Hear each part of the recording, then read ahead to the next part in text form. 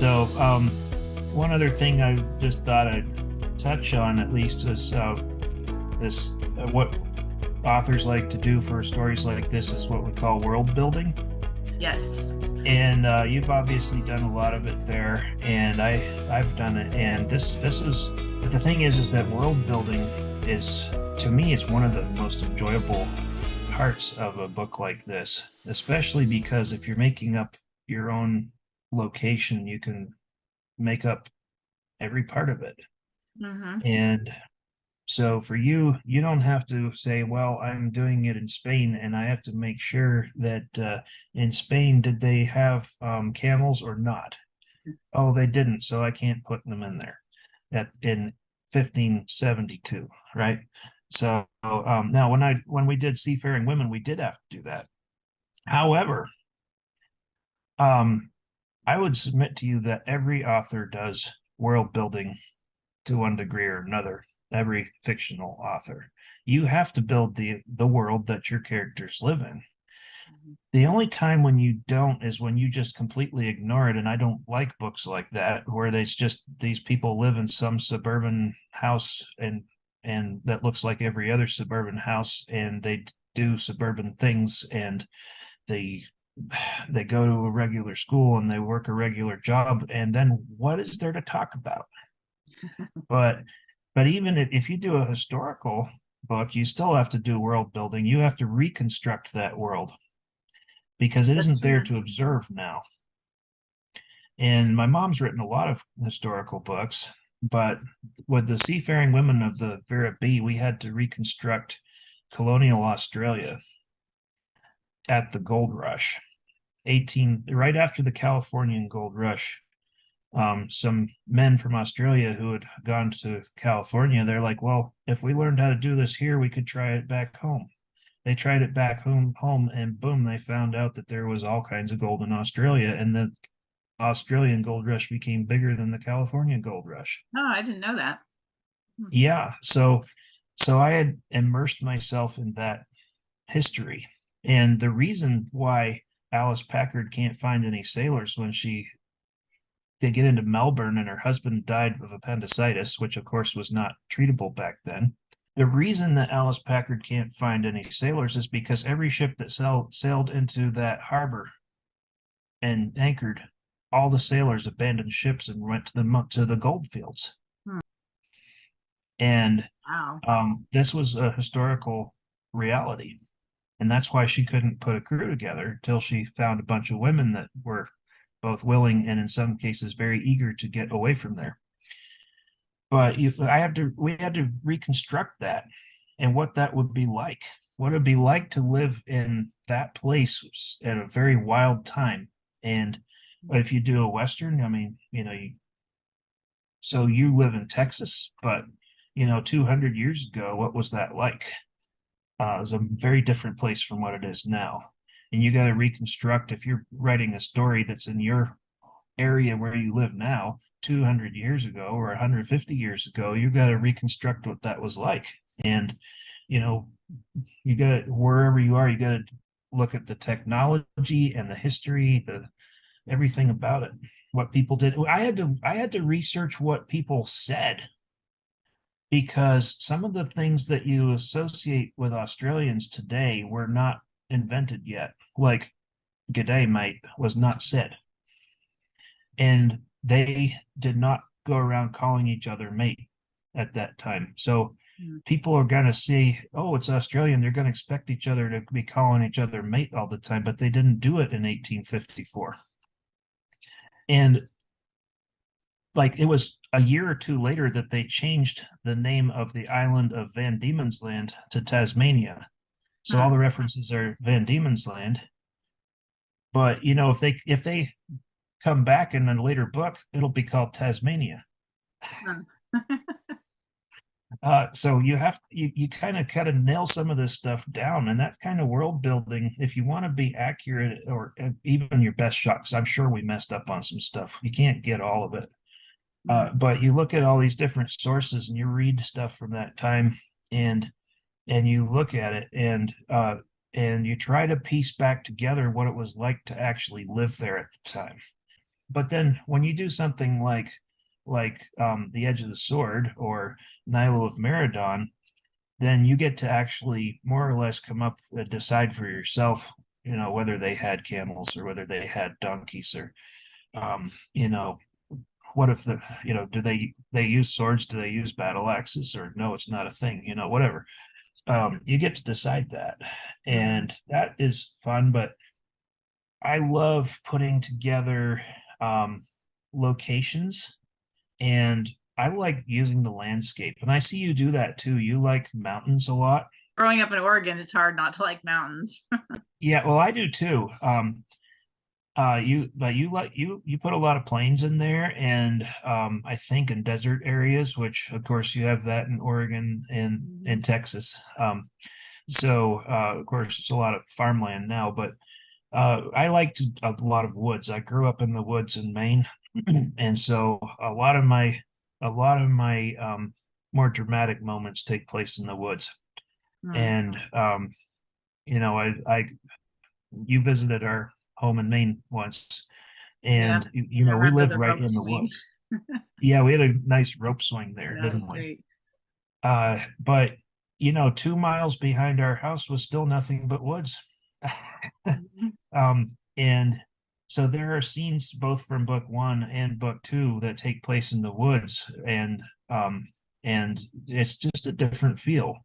You can't see as far, and of course, I also have worked in forestry, and I operate a sawmill now. And if I make too many references to trees and wood and things that could Mhm. maybe be understandable, and you might have seen that show up some, I don't know. I didn't think it was too much. No.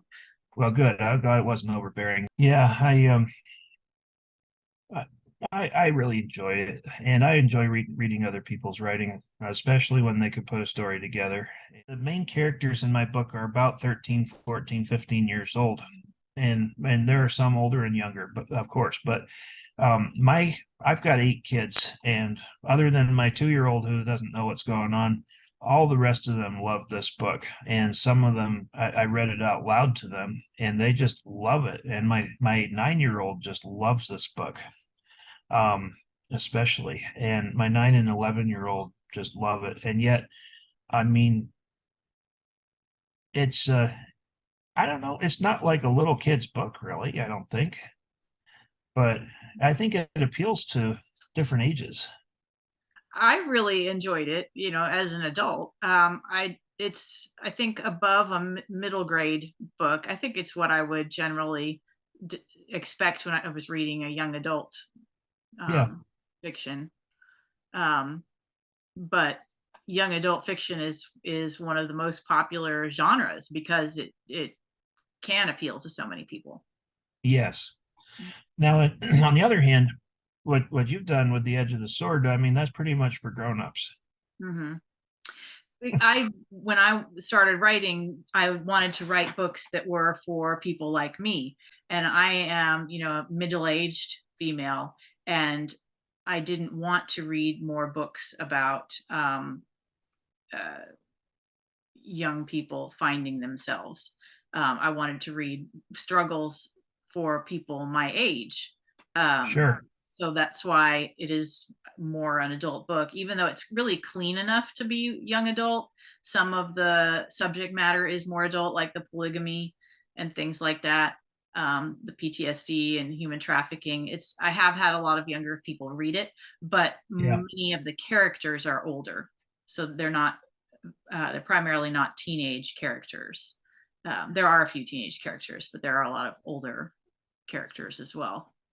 But some of these topics and that you go into, I probably would not have my 9, 10, 11, 13-year-old necessarily read. And from about the teenage years, I would probably even in my family probably either read it with them or discuss it point by point as they read it, Mhm. so that because there are some things in it that not everybody's just ready for. um Yes.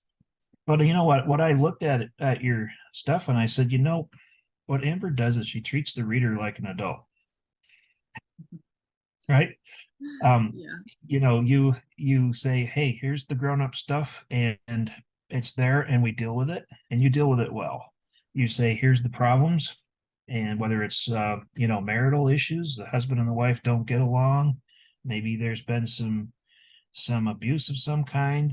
You've talked about polygamy. There's a lot of different things that are in your books, and yet they work through this stuff. It's not just like, oh well, we're so happy that it's the way it is. Um, Slavery, yeah, it's great. You know, uh, you know, Capital punishment. Let's do it all day. Isn't it grand? No, you work through these things, and so the PTSD that was in the Warrior Prince of Barash, Mhm. and let's see, that was Darius, right? Yes. And I read that one several years ago, so it's been a while since I read it. But these are things that people deal with, and um, to look at it, to see a character deal with it, I've often wondered how did they deal with PTSD back in the days who don't always hear about it. World Mhm. War One, it was a big deal. They called it shell shock. It was a very big deal.